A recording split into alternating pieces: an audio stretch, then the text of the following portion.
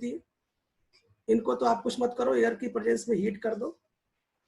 अब ऐसा नहीं कि अब इसमें ध्यान देना बंद कर रहे, ये तो नहीं आएगा सर, क्या ध्यान दें। अरे साहब 2 मिनट का टॉपिक बच्चा, देख लो। तो ये सब के सब ऑक्साइड बनेंगे, और ये ऑक्साइड क्या होते हैं, वोलेटाइल होते हैं। वोलेटाइल तुरंत का तुरंत उड़ जाएंगे, खत्म हो गया टेंशन।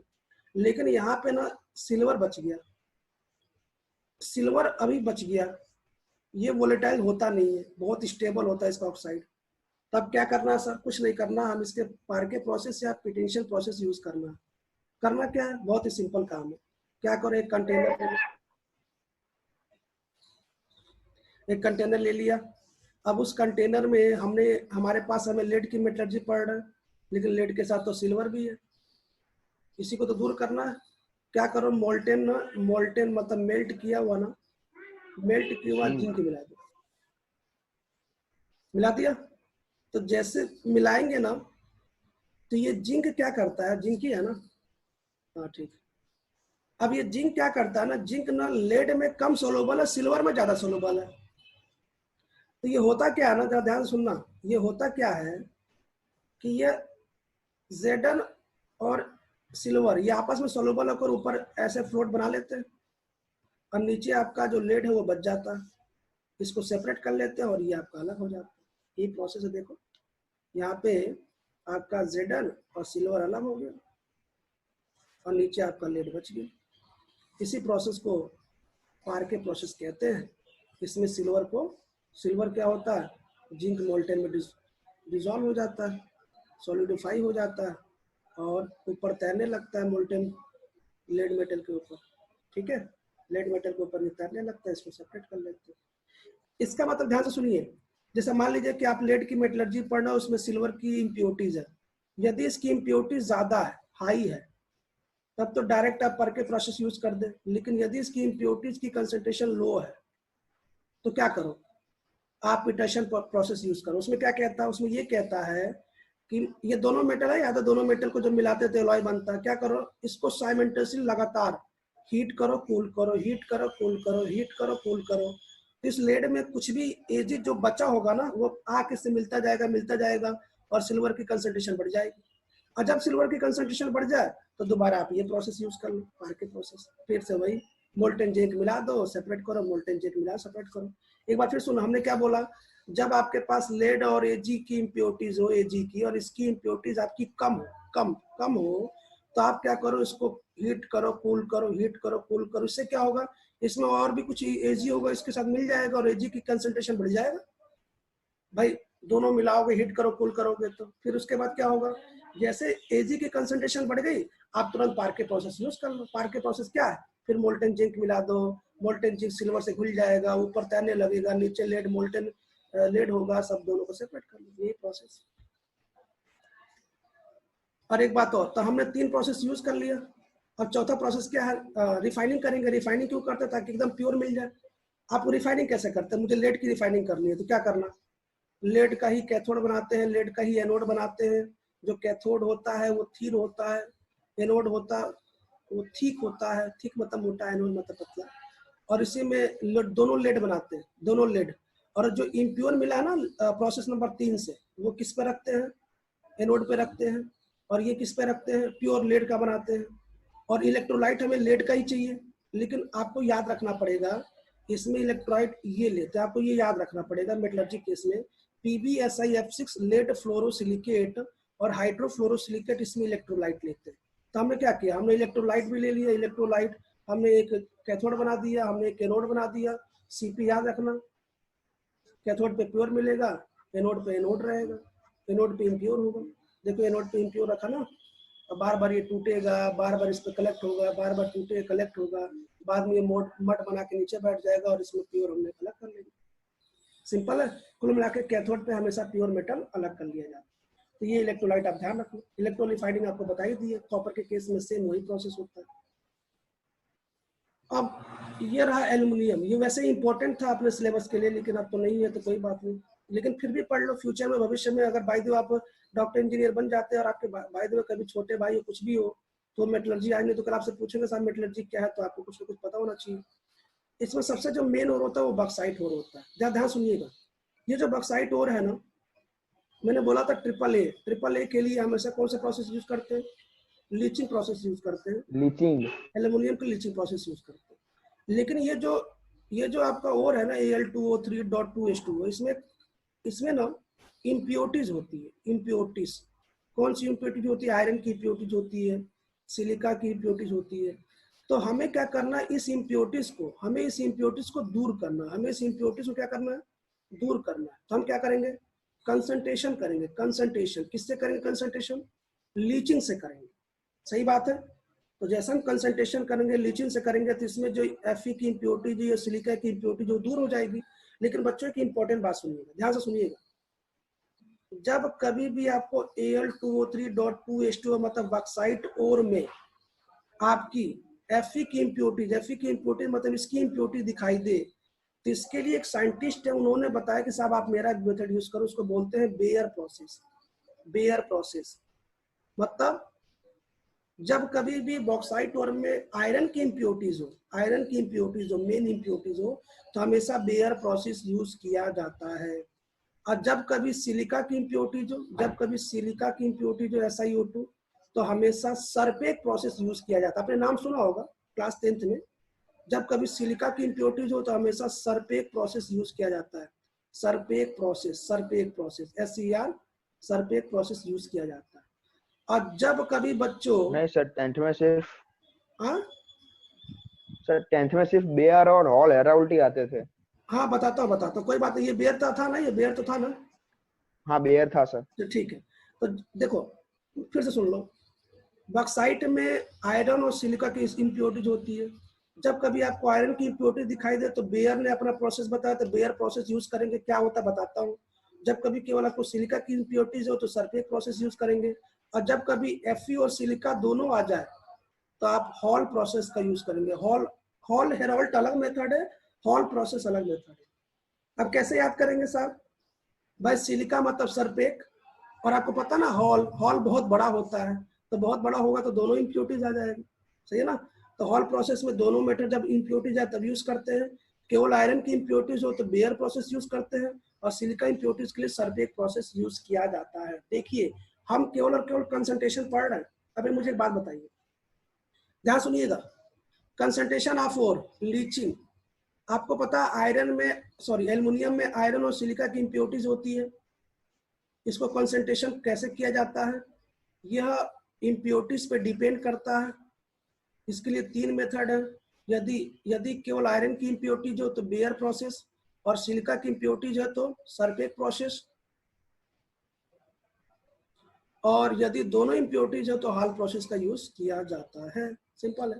अब आगे सुनिए, आगे क्या है। सबसे पहले मैं बात करता हूँ एक बच्चा 11th का जूनियर है। सबसे पहले मैं बेयर प्रोसेस का यूज करता हूँ, बेयर प्रोसेस का। अगर आपको लीचिंग याद हो तो मैं आपको याद दिला दूं, लीचिंग में क्या होता था? एक सॉल्वेंट होता था, इसमें ओर लेते थे, इसमें इम्प्योरिटीज लेते थे, है ना।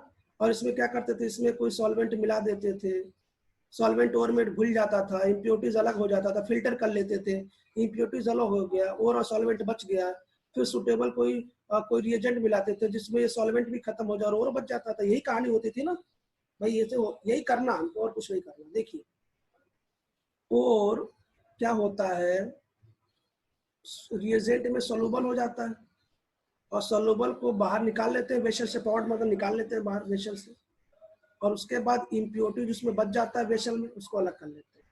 ये आपका एल्यूमिना रहा। हमने सबसे पहले बॉक्साइट को खूब क्रशिंग किया, हीट भी कर लिया ताकि मॉइस्चर खत्म हो जाए। ये रहा।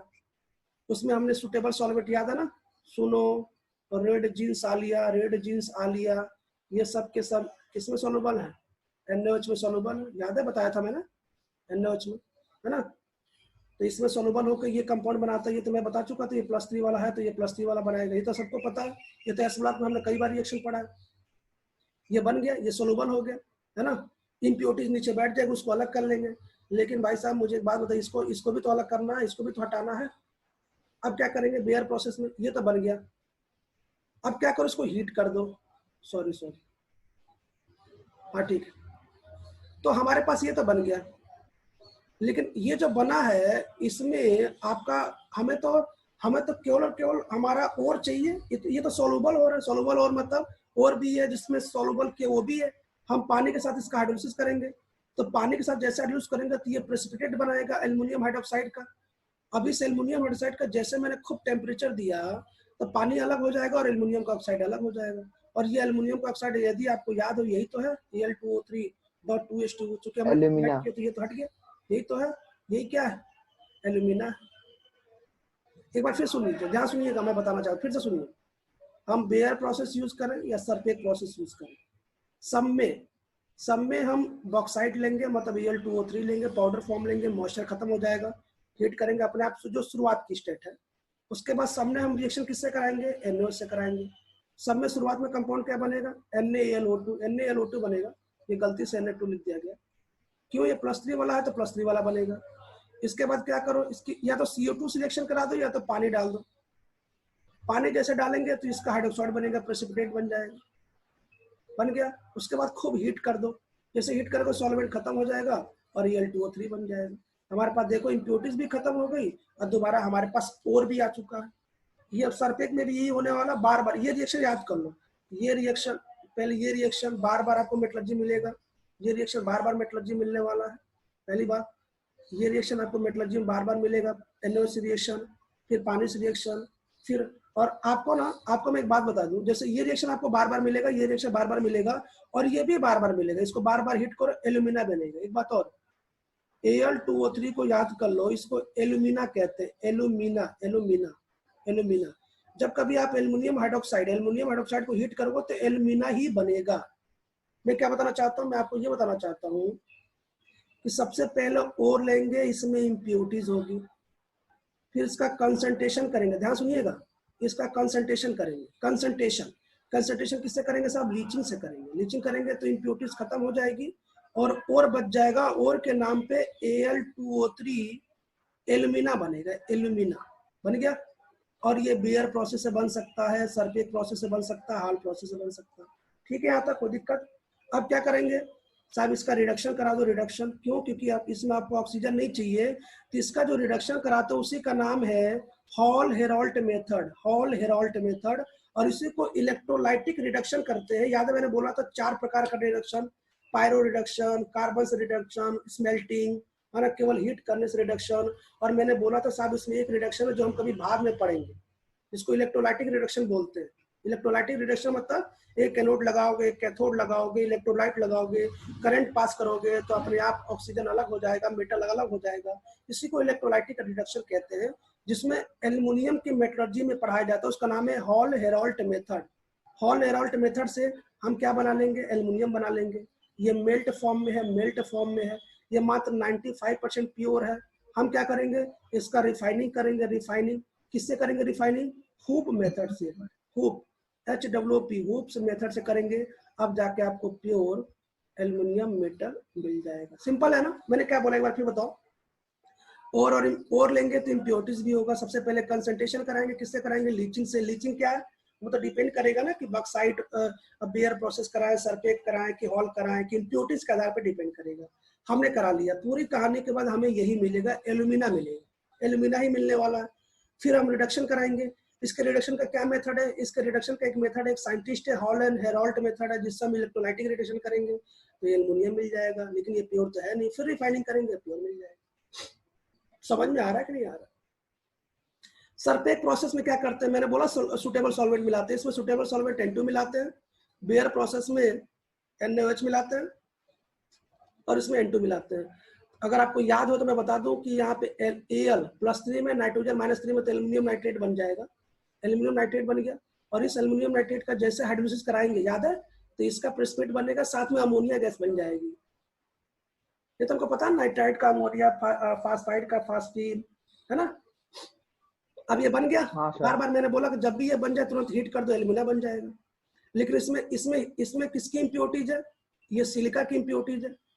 तो नाइट्रोजन के साथ साथ हम कोक भी मिलाते हैं। क्यों? क्योंकि जो इम्प्योरिटी सिलिका, उसको भी तो दूर करना है। तो जैसे कोक मिलाते हैं तो सिलिकॉन अलग हो जाता है, CO2 अलग बन जाएगा, अलग हो जाता है। ये जो सिलिकॉन है ना, ये कम टेम्परेचर पे भी ये इवेपोरेट, मतलब वोलेटाइल होता है, ये भी बनकर उड़ जाएगा। सिंपल है। तो जब कभी सिलिका की इम्प्योरिटी है तो सल्फेट प्रोसेस यूज करते हैं, तो नाइट्रोजन के साथ साथ आप कोक भी यूज कर लीजिए, और जैसे आप कोक यूज करेंगे तो आपका एल्यूमिना बन जाएगा, और सिलिकॉन भी जो इम्प्योरिटीज थी मतलब सिलिकेट की, वो कोक के साथ रिएक्शन करके अपने आप ये वोलेटाइल करके ये भी उड़ जाएगा। हॉल प्रोसेस क्या है, जब दोनों की इम्प्योरिटीज हो तो, अब देखो बेयर प्रोसेस में हमने NaOH मिलाया, सल्फेट प्रोसेस में हमने N2 के साथ साथ कोक भी मिलाया, और हॉल प्रोसेस में हम Na2CO3 मिलाते हैं, ये Na2CO3। कहानी वही है, Al2O3 NO2CO3 मिलाएंगे सबसे पहले ये बनेगा, इसके बाद जैसे आप CO2 या पानी मिलाएंगे तो आपका ये बनेगा, हीट करेंगे तो एल्यूमिना बन जाएगा। कुल मिला के हमें तीनों प्रोसेस से हमें एल्यूमिना ही बनेगा Al2O3, और अब हमें रिडक्शन करा के इस ऑक्सीजन को हटाना है और हमें प्योर एल्यूमिनियम बनाना है। तो एक बार जरा मेरी बात फिर से सुन लीजिए सब लोग, जरा सुनिए। मैं आपको एक बात बता दूं, केवल आप प्रोसेस जान लीजिए, बहुत डिटेल में तो नहीं बता रहा हूँ, मन तो था डिटेल बताने का, लेकिन मैं आपको कुछ बताना चाहता हूँ, आप देख लीजिए। मैं पहले ओपन कर लेता हूँ, पहले इसको ऐसे करके पहले मैं इसको हटाता हूँ। मैं आपको बता दूं, एक केवल आप याद रखिएगा ना प्रोसेस क्या है। तो मैं इसको ओपन कर लूँ ऐसे,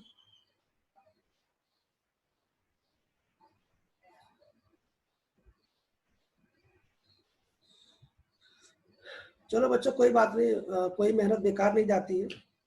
बेकार इसलिए नहीं जाती है ना कि कम से कम मैं पढ़ा के तो सेटिस्फाई हो गया ना, क्योंकि मैं आपको बताऊं कि मेटलर्जी में अगर विश्वास मानिए तो मैं पहली बार ही पढ़ा रहा हूँ, बाकी जगह मेटलर्जी पढ़ाता तो हूँ, लेकिन एक तो टाइम नहीं मिलता, उसी चीज में उड़ा देता हूँ। तो चलो कम से कम मुझे तो तैयार हो गया, भले आपके सिलेबस में ना आए, मैं तो पढ़ लिया एक बार, काम खत्म। अब ये कौन सी बात हुई सर, पढ़ना तो हमें। तो जरा मेरी बात ध्यान सुनिए, मैं आपको कुछ ज्ञान की बातें बताना चाहता हूँ, मैं चाहता हूँ उसको आप सुनिए। क्यों सुनिए सर, क्योंकि देखो पहले तो मैं स्क्रीन शेयर कर दूं, ये शेयर स्क्रीन है।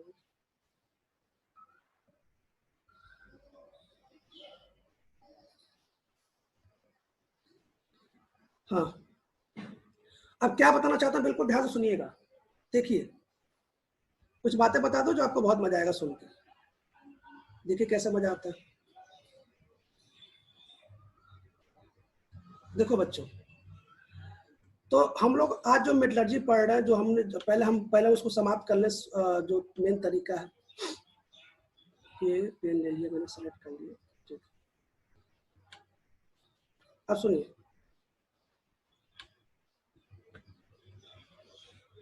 अब हम क्या बताना चाहते हैं, ध्यान सुनिए। हमने सबसे पहले बच्चों,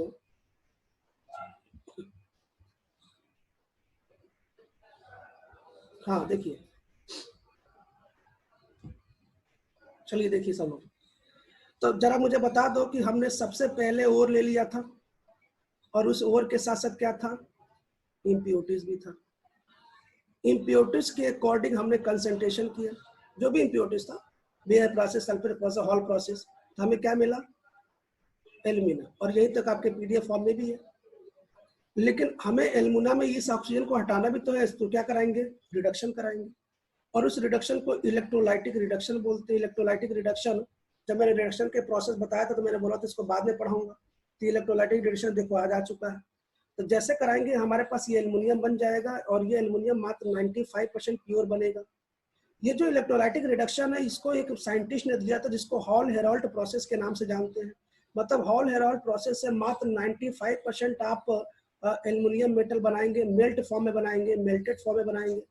अब क्या करना है साहब, आपने यहाँ तक बना लिया, अब आप इसको रिफाइनिंग कर दीजिए। रिफाइनिंग प्रोसेस का जो नाम है वो हुक प्रोसेस है, और हुक प्रोसेस से आप प्योर एल्युमिनियम बना लेंगे। तो ये रहा एल्युमिनियम की मेटलर्जी, मैंने आपको जो याद करा दिया शॉर्टकट में। अब थोड़ा मैं आपको कुछ बातें बता दूं। बातें क्या है कि बच्चों, ये जो एल्युमिनियम है ना, एल्युमिनियम,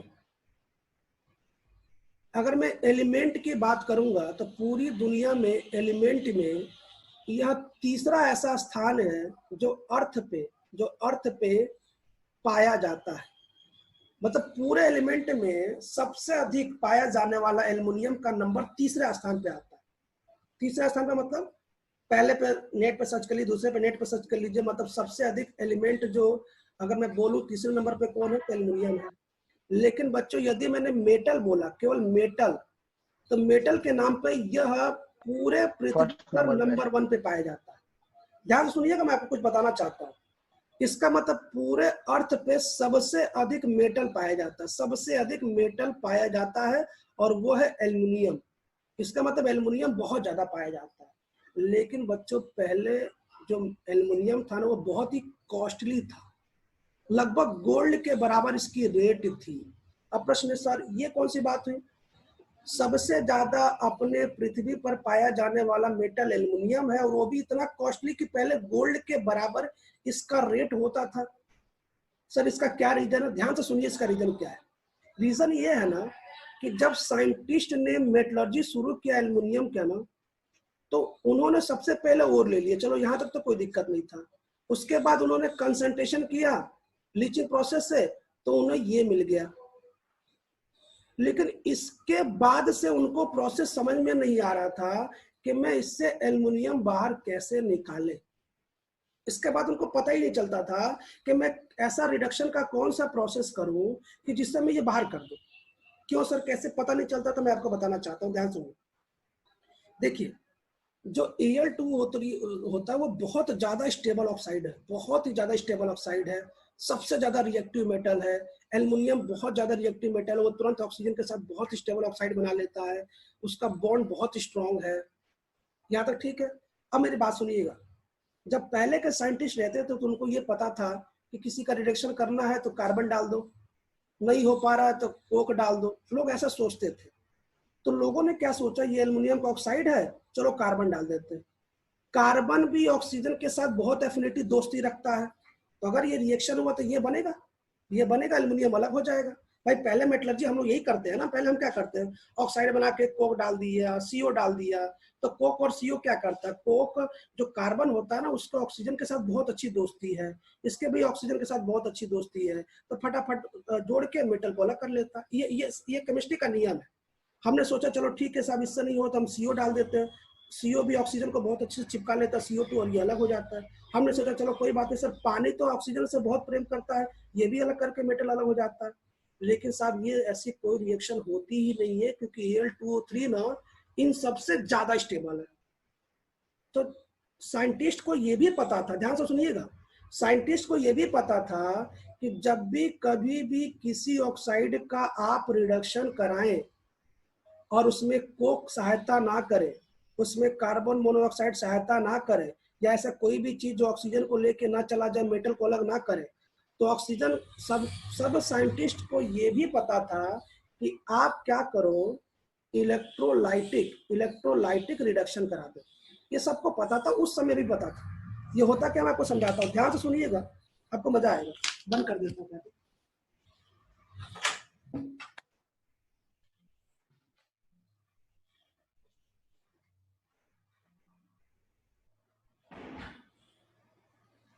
हाँ तो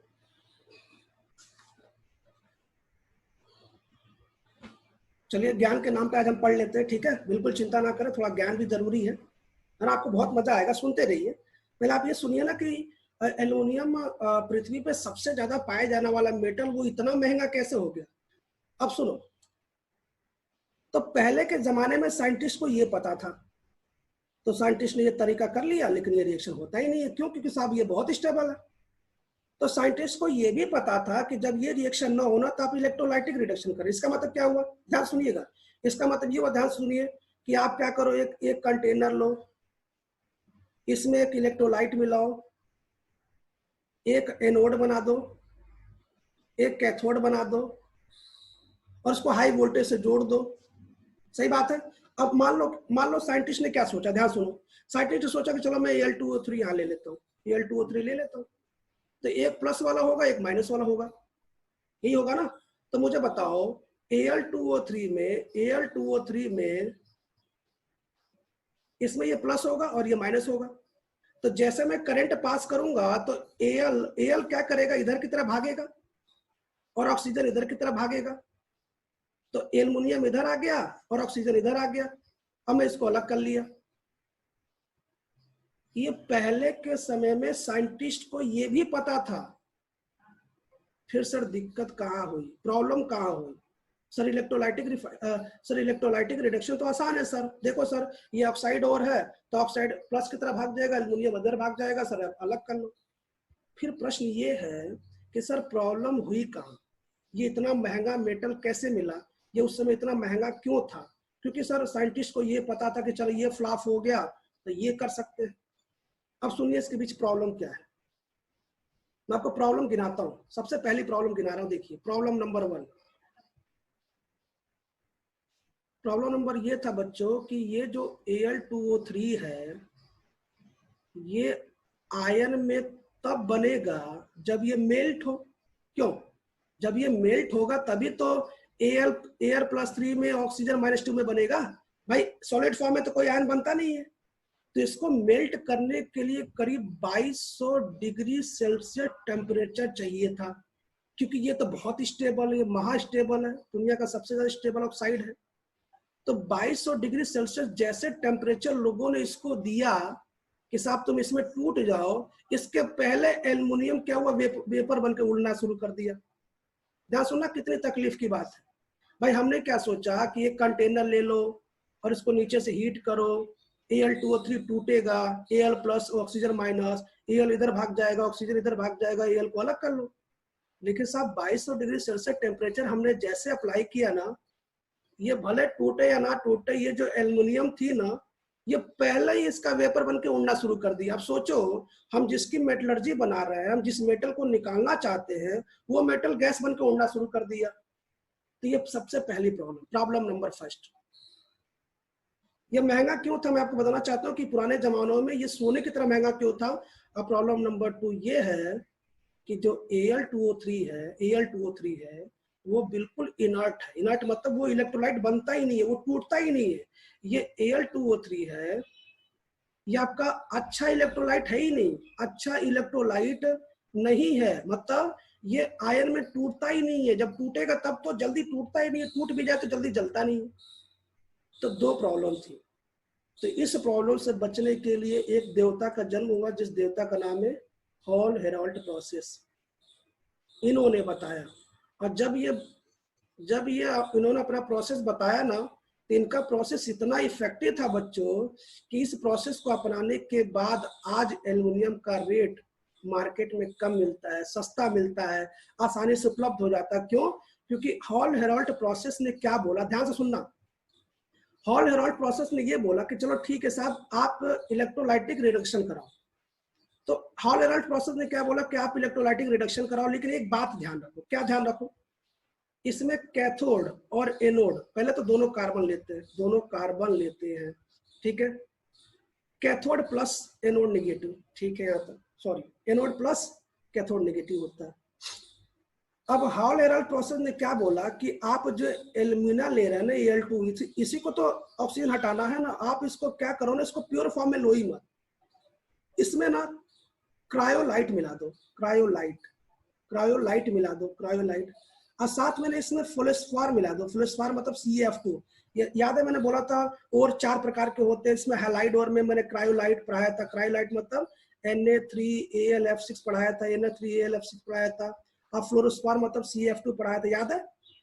तो हॉल हेराल्ड ने क्या बोला कि आप कुछ मत करिए, आप क्या करिए ना साहब, आप एक काम करिए, आप ना केवल Al2O3 मत लीजिए, आप इसके साथ क्रायोलाइट मिला दीजिए और इसके साथ आप फ्लोरोस्फार मिला दीजिए। इन तीनों को आप इलेक्ट्रोलाइट बनाइए और फिर जाके कंटेनर में मिला दीजिए। सर इससे क्या होगा? इससे होता क्या है ना कि ये जो Al2O3 है ना, जो 2200 डिग्री सेल्सियस पर मेल्ट होता था ना, इसके मिलाने से इसका मेल्टिंग पॉइंट ना 950 डिग्री सेल्सियस हो गया। अब सोचो, जो हमें काम 2200 करना 2250 पे, ये क्रायोलाइट क्या करता है ना, ये एल्यूमिना के मेल्टिंग पॉइंट को डिक्रीज कर देता है, कम कर देता है। और कितना कर दिया इसने? सर 9 से 50 कर दिया। और ये जो एल्यूमिना जिसमें करंट पास नहीं हो रहा था, अच्छा इलेक्ट्रोलाइट नहीं हो रहा था, मैंने फ्लोस्पार मिला दिया। फ्लोस्पार की जो आयन है उसकी साइज छोटी है, तो ये आराम से मूव कर सकते हैं, और जब भी कभी आयन मूव करता है उसमें करंट भी फ्लो हो जाता है। तो इन दोनों के मिलाने से करंट भी फ्लो हो गया, और इसके मिलाने से जिसका मेल्टिंग पॉइंट था वो कम भी हो गया। और जैसे मेल्टिंग पॉइंट कम हुआ, हमने 2 रॉड लगा दिया, प्रोसेस चालू किया, और आराम से ये प्रोसेस हो भी गया। और हमारे पास जो एल्युमिनियम था वो मेल्ट होके वेपर में भी कन्वर्ट नहीं हुआ और आराम से हम सस्ते दाम में आज एल्युमिनियम मार्केट में मिलता है। यह केवल हॉर और हेलॉल्ट प्रोसेस की ही देन है। पहले के समय में हमें नहीं पता था कि यह प्रोसेस हम ऐसे भी यूज कर सकते हैं। खैर बच्चों, मैं इसमें और डिटेल बताना चाहता था लेकिन और डिटेल नहीं बताऊंगा। फिलहाल मैंने आपको बता दिया आपको क्या क्या याद करना। सुन लीजिए, आपको जो याद करना है कि इसमें दोनों कैथोड एनोड दोनों कार्बन लेते हैं। कार्बन मतलब ग्रेफाइट होता है, कार्बन की लाइन होती है, मैंने लिख दिया है। और उसके बाद इसमें जो इलेक्ट्रोलाइट लेते हैं उस इलेक्ट्रोलाइट में Na3AlF6 क्रायोलाइट और फ्लोस्पार मिलाते हैं। क्रायोलाइट क्या करता है, इस एल्यूमिना की मेल्टिंग पॉइंट को कम कर देता है। अब फ्लोस्पार क्या कर देता है, ये इसमें करंट फ्लो की एक्टिविटी को बढ़ा देता है। इसके बाद ये प्रोसेस होता है और हम तब जाके एल्यूमिनियम की मेटलर्जी से एल्यूमिनियम को अच्छे से बना लेते हैं। तो बच्चों कोई बात नहीं, आप बिल्कुल चिंता ना करें, टेंशन मत ले। वैसे कल हमारी क्लास तो नहीं है कल, क्योंकि सभी क्लास में करीब 4.5 घंटे की क्लास हो चुकी है। लेकिन हमारी जब भी क्लास होगी मैं आपको पहले ही नोटिस दे दूंगा, या आप बिल्कुल चिंता ना करें। कल फ्राइडे में जेई क्लास के बच्चों की कल फ्राइडे फिलहाल क्लास नहीं है, क्योंकि फ्राइडे में कल आशीष सर की और बायो सर की क्लास है। लेकिन जैसे हमारी नेक्स्ट क्लास की इन्विटेशन आपको आता है, मैं चाहता हूँ आप उसमें ऐड होइए, ताकि मैं आपको बताऊंगा कि हम लोग की प्लानिंग क्या, हम लोग किस प्रकार प्लान करेंगे और क्या क्या सिलेबस रिड्यूस हुआ है और हमें क्या क्या पढ़ना है। बहुत ज्यादा डेप्थ में आपको नॉलेज में आपको दूंगा, जिससे आपको कंसेप्ट क्लियर हो जाएगा कि हमें केमिस्ट्री में कितना पढ़ना है बोर्ड के लिए और कितना नीट और जेई के लिए पढ़ना है। बिल्कुल चिंता ना करें, मुझे एक दिन का समय चाहिए ताकि मैं एक बार फिर खुद रिवाइज कर लूँ, एक बार खुद पढ़ लूँ, और उसके बाद मैं आपको प्रयास ये करूंगा कि मैं सैटरडे ही आपको पूरा डिटेल बता दूं। सैटरडे में अपना टॉपिक जो नया शुरू कर दूं। फिलहाल ये मेटलर्जी समाप्त हो चुका है, चिंता नहीं करनी है। अगर ऐसा नहीं हुआ तो मंडे को हम लोग बिल्कुल फ्रेश टॉपिक, न्यू टॉपिक से मिलेंगे। तब तक मैं अपनी प्लानिंग कर लूंगा। यदि सैटरडे हमें क्लास लेना होगा तो मैं आपको पहले ही मैसेज कर दूंगा, सैटरडे पहले मैसेज कर दूंगा। फिलहाल इस संडे हमारा कोई टेस्ट नहीं है, क्योंकि सिलेबस रिड्यूस होने से, कम होने से हमें अपनी प्लानिंग करनी है। इसलिए इस संडे मेरा केमिस्ट्री का फिलहाल टेस्ट नहीं है, और मंडे से या सैटरडे को जब मैं आपके सामने आऊंगा तो बच्चों आपको बताऊंगा कि आपको करना क्या है और हमें किस प्रकार से अपने सिलेबस को आगे बढ़ाना है। तो सभी को गुड मॉर्निंग और थैंक यू। मुझे आशा है कि आपको मेटलर्जी अच्छे समझ में आ गई होगी, और मुझे आशा है कि हमने आपको एल्युमिनियम की मेटलर्जी अच्छे से पढ़ा दी होगी। याद रखिएगा, हॉल हेरॉल्ड प्रोसेस के बाद भी एक प्रोसेस है जिसको हुक प्रोसेस बोलते हैं, और हुक प्रोसेस एक रिफाइनिंग का प्रोसेस है जिससे करीब 99.99% आपका प्योर मेटल मिलता है। इस वक्त मात्र 95% मिलता है, एल्युमिनियम मेटल मिलता है। तो आज की क्लास को हम लोग यही समाप्त करते हैं, बाकी कल पढ़ेंगे। लाइट भी जा चुकी है। सभी को गुड मॉर्निंग और थैंक यू। चलिए, बाकी मैं आपसे मिलूंगा तो आपको बताऊंगा करना क्या। अभी आप बिल्कुल चिंता ना करें, हम हैं, आप कोर्स कंप्लीट कर देंगे, घबराए ना। चलिए, तो आप कभी लीव कर सकते हैं, आराम से अपने क्लास लीजिए। कल हमारी क्लास नहीं है, आप लीव कर सकते हैं। किसी कुछ पूछना तो पूछ सकता है, कोई किसी कुछ पूछना है, कोई डाउट है, किसी के मन में कुछ पूछना हो अभी, आप में से कोई कुछ पूछना चाहता है, किसी के मन में कोई घबराहट हो, कोई डाउट हो, कोई टेंशन हो, नहीं करना, क्योंकि हमें, आप चिंता ना करिए, हम मैनेज कर लेंगे। पढ़ाना तो हमको है ना, आपको तो बस बैठ के सुनना है ना, दिक्कत क्या है। चलिए।